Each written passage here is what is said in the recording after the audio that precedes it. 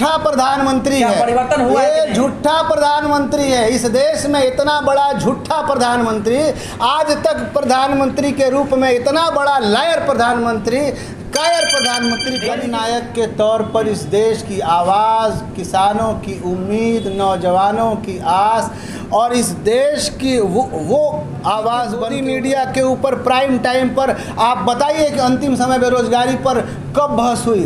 Prime time पर गोदी media ने महंगाई पर कब बहस किया? प्राइम टाइम पर गोदी मीडिया ने घोटाले पर कब बहस किया? मजबूरन कांग्रेस पार्टी को 4000 किलोमीटर की के पेट में मरोड़ और दर्द क्यों हो रहा है अगर लोग अपने मुद्दे को लेकर के आ रहे हैं? ये सवाल आपका सही है कि शक्ल में एक आदमी आया सपना बेचने के लिए और उसने सपने बेचे और जनता को लगा कि अच्छे दिन आए। सरकार चूरन बेचने वाली सरकार है और गोदी मीडिया सिर्फ चूरन बेचना पसंद करता है। सरकार चूरन पर माहौल बनाया गया है, डर का माहौल। जो व्यक्ति बोलेगा उसको समाप्त कर दिया जाएगा। आपने दे बड़े बड़े एंकर्स की नौकरियां ले ली गई, इसके पीछे एक लंबी कतार है। वो आप चाहे पुण्य प्रसून वाजपेयी का नाम ले लीजिए, चाहे अजीत अंजुम का नाम ले लीजिए, चाहे अभी रवीश कुमार का नाम, नहीं तो सरकार के चरणों में रहना होगा। ये डर का माहौल, ये तानाशाही की माहौल, इस माहौल में आपको उसके एडिटर की नोटिस आ जाती है, चैनल बिक जाता है। एक चैनल था एनडीटीवी जो कि कुछ सरकार के लिए कहता था के संदर्भ में सही हो सकती है। हमारे यहाँ राजशाही नहीं है, लोकशाही है। जनता की आवाज़ सुननी पड़ेगी। राजा वजा खत्म हो गया।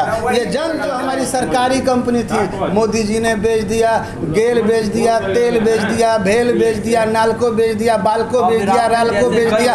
यानी कि बाप के माल को बेचने वाली औलाद को क्या देश से लड़ने के लिए टेक्नोलॉजी हथियार भी तो आ गया है। अब कहाँ आ गया है? किधर आ गया है? अभी तो प्रीडेटर ड्रोन का हम बात कर रहे थे ना, कि जिस प्रीडेटर ड्रोन को पूरी दुनिया ने अमेरिका से 220 करोड़ का एक पीस खरीदा, हमारे मोदी जी अपने पूंजीपतियों को फायदा पहुंचाने के लिए 880 करोड़ में एक ड्रोन खरीद के लाई जाएगी। जस्टिस लोया बना दिया जाएगा।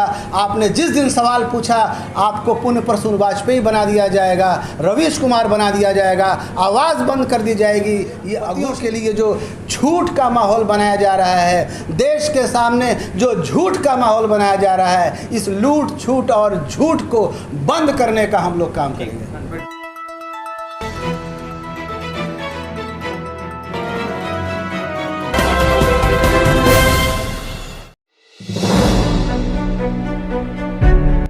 सीवान शहर के कांग्रेस कार्यालय में प्रेस कॉन्फ्रेंस का आयोजन किया गया, जहां देश में भ्रष्टाचार, बेरोजगारी और महंगाई को लेकर सरकार को घेरा गया। जहाँ जहाँ कांग्रेस की सरकार है वहाँ 500 रुपये में सिलेंडर मिल रहा है। कांग्रेस पार्टी ने जो वादा किया, 5 गारंटी जो कर्नाटका में कांग्रेस पार्टी ने कही, वो 5 गारंटी कांग्रेस पार्टी ने सरकार बनने के तुरंत बाद उसको लागू कर दिया। ये ओल्ड पेंशन स्कीम हमारी गारंटी में था, जहाँ जहाँ हमारी सरकार है हम लोगों ने लागू कर दिया। आपको पता होना चाहिए कि पूरी ज़िंदगी नौकरी करने के बाद ये भाजपा सरकार द्वारा लाई गई न्यू पेंशन पॉलिसी के तहत जब व्यक्ति रिटायर कर रहा था तो किसी को 3000 रुपया का पेंशन फिक्स हो रहा था, किसी को 5000 रुपया का महीना का पेंशन फिक्स हो रहा था। देश में असंतोष के स्वर के रूप में उभर के सामने आई और जनता की आवाज़ को, जनता के एहसास को कांग्रेस पार्टी ने सुना और कांग्रेस पार्टी ने अपनी 5 गारंटियों में ओल्ड पेंशन स्कीम को इंक्लूड किया। और आज मजबूरी में भाजपा की सरकार को एक पेंशन कमेटी बनानी पड़ी और पेंशन कमेटी की पहली रिपोर्ट जो आई है, उस रिपोर्ट में भाजपा की सरकार ने इस बात को तस्लीम किया है कि जो न्यू पेंशन पॉलिसी है वो गलत है और हम लोग अब नई पेंशन पॉलिसी को रिवाइज कर सकते हैं और न्यूनतम पेंशन कम से कम 45% आखिरी वेतन का होना चाहिए। राहुल जी जननायक के तौर पर इस देश की आवाज़, किसानों की उम्मीद, नौजवानों की आस और इस देश की वो आवाज़ बन के उभरे हैं जिसको कि नरेंद्र मोदी की गोदी मीडिया ने दबा के रखा है। नरेंद्र मोदी जी की गोदी मीडिया के ऊपर प्राइम टाइम पर आप बताइए कि अंतिम समय बेरोजगारी पर कब बहस हुई? प्राइम टाइम पर गोदी मीडिया ने महंगाई पर कब बहस किया? प्राइम टाइम पर गोदी मीडिया ने घोटाले पर कब बहस किया? मजबूरन कांग्रेस पार्टी को 4000 किलोमीटर की भारत जोड़ो यात्रा निकालनी पड़ी और देश की जनता से हमारे जन नायक ने जब डायरेक्ट बात किया तो जनता की समस्याओं को सामने लेकर के हम लोग आए। एक साथ जोड़ रही है कांग्रेस सरकार, क्या लगता है कि सरकार प्रधानमंत्री से या बीजेपी से डर गई है कि सभी क्षेत्रीय पार्टी को जोड़ रही है चुनाव लड़ने के लिए? ये सवाल, इसका उत्तर ये नहीं है। उत्तर ये है कि आज इस देश में तमाम संवैधानिक संस्थाएं खतरे में हैं। आज इस देश में चीफ जस्टिस को रिटायरमेंट प्लान पहले दे दिया जाता है। आज इस देश में जो संवैधानिक जो सीएजी है उसका भी रिटायरमेंट प्लान है। आपको पता होना चाहिए कि मनमोहन सिंह के ज़माने में विनोद राय एक सीएजी हुआ करते थे और आज विनोद राय का रिटायरमेंट बेनिफिट इस सरकार ने क्या फिक्स किया है? रंजन गोगोई का रिटायरमेंट बेनिफिट इस सरकार ने क्या फिक्स किया है? तो इस देश में अघोषित आपातकाल है जहां पर कि चाहे वो चुनाव आयोग हो, चाहे वो सीएजी हो, चाहे वो न्यायपालिका हो, चाहे वो आपके ये चौथा खंबा जो पत्रकारिता है, हर तरफ आक्रमण हो रहा है। तो एक आज़ादी अंग्रेज़ों से लड़ने के लिए महात्मा गांधी ने पूरे देश को जगाया था, दूसरी आज़ादी के लिए कांग्रेस पार्टी देश की समूची जनता को जगाने का काम कर रही है और ये जितनी विपक्षी पार्टियां हैं ये जनता की आवाज़ है। तो इसमें भाजपा के पेट में मरोड़ और दर्द क्यों हो रहा है अगर लोग अपने मुद्दे को लेकर के आ रहे हैं? ये सवाल आपका सही है। कांग्रेस से आज़ादी से ही कांग्रेस को कभी नहीं भूली।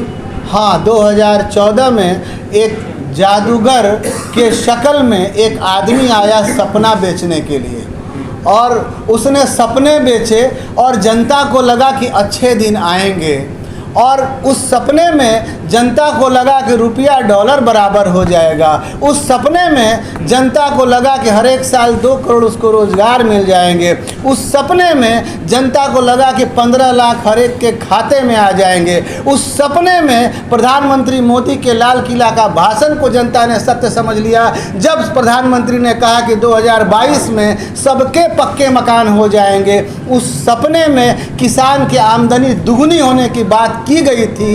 हम सवाल आप पर छोड़ते हैं, आप बताइए कि उन सपने और वादों का आपका 15 साल, बीजेपी का 9 साल, क्या कुछ परिवर्तन नहीं हुआ? झूठा प्रधानमंत्री है, परिवर्तन हुआ ये झूठा प्रधानमंत्री है। इस देश में इतना बड़ा झूठा प्रधानमंत्री, आज तक प्रधानमंत्री के रूप में इतना बड़ा लायर प्रधानमंत्री, कायर प्रधानमंत्री कभी किसी ने नहीं देखा। नहीं, कुछ ऐसे नागरिक जिनको लगता है। बात ये कीजिए कि प्रधानमंत्री के कथनी और करनी में कितनी समानता है, ये सवाल हम आप पर छोड़ते हैं। क्या प्रधानमंत्री ने 2022 में ये नहीं कहा था कि प्रत्येक जो हमारे घर में हमारे जो गरीब हैं उनका पक्का मकान हो जाएगा? ये लाल किला से कही कोई बात है। नोटबंदी के समय लगता है कि आपने बोला कि महंगाई बढ़ रही है, ठीक है, देश मजबूत हो रहा है कि नहीं? कई लोग कहते हैं कि देश मजबूत हो रहा है, महंगाई समय के साथ बढ़ती रहती है। किस नाते आप देश की मजबूती को जोड़ते हैं? आज आपका जो परम मित्र जो नेपाल था, जो कि हमेशा रात में भी आपके साथ खड़ा रहता था, वहाँ चाइना एयरबेस बना रहा है। देश कमज़ोर हो रहा है। बांग्लादेश जो है आपके साथ पहले खड़ा रहता था, अब चाइना के साथ खड़ा है। इतना सा छोटा कंट्री भूटान, वो दिन रात आपके लिए रहता था, वो भी चाइना के नज़दीक है। आपको तो चारों तरफ से घेर लिया गया है। आज से पहले ये देश इतना कमज़ोर कभी नहीं था। चाइना ने अरुणाचल में देखिए कितनी ज़मीनों पर कब्जा कर लिया। चाइना ने वहाँ गांव बसा दिए। मजाल है कि राजनाथ सिंह के मुंह से चू चरा या कड़ी निंदा जो करते हैं वो भी निकल जाए। ये सरकार चूरन बेचने वाली सरकार है और गोदी मीडिया सिर्फ चूरन बेचना पसंद करता है। सरकार चूरन प्रोवाइड करती है। गोदी मीडिया की आप बात कर रहे हैं, आपने कई बार जिक्र किया, आपके और भी प्रवक्ताओं ने जिक्र किया। अखबारों के बारे में अभी कहा जा रहा है खास करके कि पहले अखबार लिख कर बिकते थे, अब बिक कर लिख रहे हैं। और एक गोदी मीडिया का आपका जो एक फलसफा है कि सरकार की गोद में चरण वंदना कर रही है, इसके कारण आप क्या समझते हैं? आखिर ऐसी स्थितियां क्यों हैं? डर का माहौल बनाया गया है, डर का माहौल। जो व्यक्ति बोलेगा उसको समाप्त कर दिया जाएगा। आपने देखा बोलने वाले बड़े बड़े एंकर्स की नौकरियां ले ली गई। इसके पीछे एक लंबी कतार है। वो आप चाहे पुण्य प्रसून वाजपेयी का नाम ले लीजिए, चाहे अजीत अंजुम का नाम ले लीजिए, चाहे अभी रवीश कुमार का नाम ले लीजिए, ऐसे ऐसे बीसियों नाम मिल जाएंगे। तो या तो आपको नौकरी होना होगा, नहीं तो सरकार के चरणों में रहना होगा। ये डर का माहौल, ये तानाशाही की माहौल, इस माहौल में अब आपको निर्णय करना है कि मोदी जी का पैर पकड़ लेना है या फिर आपको इस डेमोक्रेसी की रक्षा करना है। हमारे बहुत सारे बहादुर पत्रकारों ने इस देश की रक्षा करना अपने को पहला कर्तव्य में समझा, लेकिन बहुत सारे लोग चरण वंदना में चले गए। हालत क्या है? एक सवाल अगर कोई पूछ देता है सरकार से, अगले दिन उसके एडिटर की नोटिस आ जाती है, चैनल बिक जाता है। एक चैनल था एनडीटीवी जो कि कुछ सरकार के लिए कहता था। एक्टिव है, आप चैनल की बात करें, सोशल मीडिया भी तो एक्टिव है। राजा होते हैं ना, उनके राजनवाई कवि होते हैं ना, तो उनके ही पेपर में गुणगान करते हैं, या नीतीश कुमार हो या मोदी हो। ये परंपरा चली आ गई है। अब बिहार में नीतीश कुमार का गुणगान नहीं कीजिएगा तो कोई चलेगा एक कदम। आपकी जो बात है राजा के संदर्भ में सही हो सकती है, नहीं, आपकी बात राजा के संदर्भ में सही हो सकती है। हमारे यहाँ राजशाही नहीं है, लोकशाही है। जनता की आवाज सुननी पड़ेगी। राजा वजा खत्म हो गया, ये जनतंत्र है। वही कैसे है? आपको याद होगा यही मीडिया होती थी जबकि विनोद राय के प्रश्नों पर पूरा का पूरा हंगामा और प्राइम टाइम चलता था। 4G स्पेक्ट्रम घोटाला जो कि बाद में सुप्रीम कोर्ट द्वारा खारिज कर दिया गया और विनोद राय को अंतिम में माफी मांगना पड़ा कि ऐसा कोई घोटाला नहीं हुआ। जवान को टेक्नोलॉजी हथियार उपलब्ध हो रहा है, आपके जमाने में हुई थी? हमारे देश हथियार उपलब्ध हो गया है, राफेल आ गया, कई आ गई जो देश को लड़ने में मजबूती के काम कर रही है। इस देश को अपने पैरों पर खड़ा करके आगे बढ़ाने का काम कांग्रेस पार्टी ने किया और लूटने और बेचने का काम मोदी जी ने किया। आप 9 साल में लिस्ट उठा के देख लीजिए। पवन हंस जो हमारी हेलीकॉप्टर की कंपनी थी मोदी जी ने बेच दिया। HAL जो हमारी सरकारी कंपनी थी मोदी जी ने बेच दिया। गेल बेच दिया, तेल बेच दिया, भेल बेच दिया, नालको बेच दिया, बालको बेच दिया, रालको बेच दिया। यानी कि बाप के माल को बेचने वाली औलाद को क्या बोलते हैं? नालायक। देश से लड़ने के लिए टेक्नोलॉजी हथियार भी तो आ गया है। अब कहाँ आ गया है? किधर आ गया है? अभी तो प्रीडेटर ड्रोन का हम बात कर रहे थे ना कि जिस प्रीडेटर ड्रोन को पूरी दुनिया ने अमेरिका से 220 करोड़ का एक पीस खरीदा, हमारे मोदी जी अपने पूंजीपतियों को फायदा पहुंचाने के लिए 880 करोड़ में एक ड्रोन खरीद के लाए हैं। अब आपको पता होना चाहिए कि वो पैसा अंडर द टेबल भाजपा के खजाने में जमा होगा। भाजपा जो ज़मीनें खरीदी हैं, कार्यालय बनाए हैं, सब में AC लगेगा, पता नहीं क्या क्या होगा। क्या भाजपा के अंदर कलेजा में दम है कि वो बता सके ये ज़मीन कहाँ से खरीदी गई या ऑफिस कहाँ से बन गए? क्या किसी CAG के कलेजे में दम है कि सरकार से भाजपा के इस ज़मीन घोटाले और कार्यालय घोटाले के संदर्भ में सवाल पूछ सके? आपके गला दबा दिया जाएगा, आपकी जान ले ली जाएगी, जस्टिस लोया बना दिया जाएगा। आपने जिस दिन सवाल पूछा आपको पुण्य प्रसून वाजपेयी बना दिया जाएगा, रवीश कुमार बना दिया जाएगा, आवाज़ बंद कर दी जाएगी। ये अघोषित आपातकाल है और कांग्रेस पार्टी जनता की आवाज़ के लिए इस संघर्ष को बुलंदी तक लड़ेगी। और राहुल जी इस संघर्ष को बुलंदी से लड़ रहे हैं, हमारे खड़गे जी लड़ रहे हैं, हमारी तमाम जो आला कमान के नेता हैं, सोनिया जी लड़ रही हैं, प्रियंका जी लड़ रहे हैं और नीचे हमारे तमाम जो लोग हैं, हमारे अखिलेश सिंह जो हमारे प्रदेश अध्यक्ष हैं, मजबूती से इस लड़ाई को लड़ रहे हैं। और जनता की आवाज़ के साथ कांग्रेस पार्टी कल भी खड़ी थी, आज भी खड़ी है और कल भी खड़ेगी। ऐसे तानाशाही लोग आते जाते रहेंगे, लेकिन जनता की जो गाड़ी कमाई का लूट मचाया जा रहा है, उद्योगपतियों के लिए जो झूठ का माहौल बनाया जा रहा है, देश के सामने जो झूठ का माहौल बनाया जा रहा है, इस लूट छूट और झूठ को बंद करने का हम लोग काम करेंगे। आज भारतीय जनता पार्टी और उसकी सरकार पूरे देश में जिस प्रकार झूठ का प्रचार करती है, अपने शासन के 9 साल पूरे होने के को भी एक झूठ के समारोह के रूप में तब्दील कर चुकी है। और उसके सभी नेता मंत्री गांव-गांव में घूमकर यह प्रचार कर रहे हैं कि 9 साल बेमिसाल। कांग्रेस पार्टी इस अवसर पर यह आवश्यक समझती है कि देश की जनता को यह बताया जाए कि ये 9 साल जो भारतीय जनता पार्टी का रहा है, ये इस 9 साल में जनता कंगाल और बदहाल हुई है।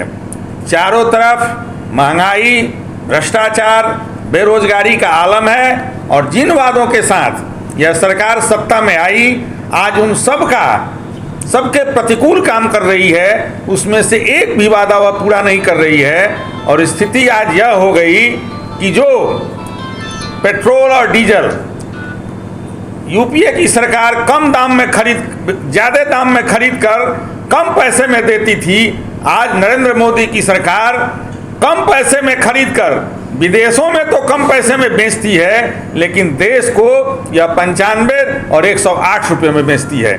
यह इस बात की जानकारी हम जनता को देना चाहते हैं। और जो घोटाले दर घोटाले हो रहे हैं, उन घोटालों पर जो पर्दा किया जा रहा है, उन घोटालों को पता नहीं लगाने के लिए जो सूचना के अधिकार को कमजोर करके यह अधिकारी को दे दिया गया कि जनता को अगर वह चाहेगी तो वह सूचना देगी, नहीं चाहेगी तो नहीं देगी। और ऐसी स्थिति में जो हमारे एक्टिविस्ट हैं या जो हम कांग्रेस के कार्यकर्ता हैं, जो घोटालों को उजागर करना चाहते हैं, वे सही जानकारी के अभाव में, प्रमाण के अभाव में न्यायालयों में नहीं जा रहे हैं। ऐसे भी आपने पीएम केयर फंड का नाम सुना होगा, जिस पीएम केयर फंड को सरकारी बता करके और उससे पैसे वसूले गए और यह प्रावधान किया गया कि पीएम केयर फंड का ऑडिट नहीं हो सकता। हम भारतीय जनता पार्टी के कार्यकर्ता और नेताओं से पूछना चाहते हैं कि जो भी क्या पीएम केयर फंड एक सरकारी योजना है? अगर वह सरकारी योजना नहीं है तो उसमें प्रधानमंत्री का नाम क्यों जोड़ा जा रहा है? हम इस देश की सभी एजेंसियों से पूछना चाहते हैं, ईडी से, विजिलेंस से, सीआईडी से, सीबीआई से पूछना चाहते हैं कि जब पीएम केयर फंड जब सरकारी तंत्र नहीं है तो फिर इसमें पीएम का नाम क्यों लगाया गया? अभी हमारे सभी नेताओं ने कहा कि इनका जो जमीन का घोटाला हुआ, कार्यालयों का घोटाला हुआ, 50 लाख से ऊपर के जब संपत्ति की बात आती है तो ईडी का वहां प्रवेश हो जाता है। हम ईडी से पूछना चाहते हैं, भारतीय जनता पार्टी से पूछना चाहते हैं कि आपके पास ये करोड़ों अरबों के जो खर्च करके जो कार्यालय बनाए गए वे कहां से आए? और हम ईडी से पूछना चाहते हैं कि आप अभी किस निद्रा में सोए हुए हैं, आप कब जगिएगा? इसी प्रकार से ये 2000 रुपये के नोट जब चालू हुए थे तब कांग्रेस पार्टी के नेताओं ने कहा था कि आपने 1000 रुपये का नोट बंद कर दिया और 2000 रुपये का नोट क्यों ला दिए? आज कांग्रेस पार्टी का जो अनुमान था, जो अनुमान सत्य साबित हुआ। जब व्यवस्था बेलगाम होने लगी तो भारतीय जनता पार्टी को वे 2000 के नोट भी बंद करने पड़े।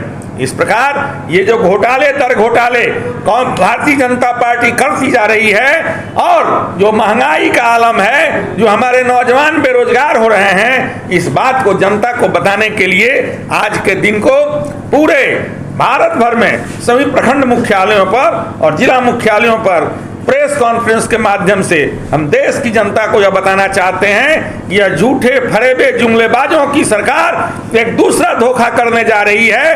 आगामी आने वाले चुनाव में अपनी हार को देखते हुए एक फिर आपको झूठा आश्वासन देते हुए एक झूठा प्रोपेगेंडा करना चाहती है, उससे आप सावधान रहें। और